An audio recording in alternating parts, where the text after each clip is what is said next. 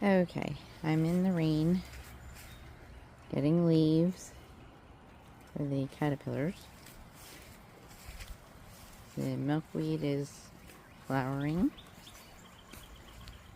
Some are open, and the bees are enjoying the sweetness. And I'm choosing some leaves that hopefully are good, not sprayed by the neighbor. So I'm being very careful. And so I'm not seeing any eggs.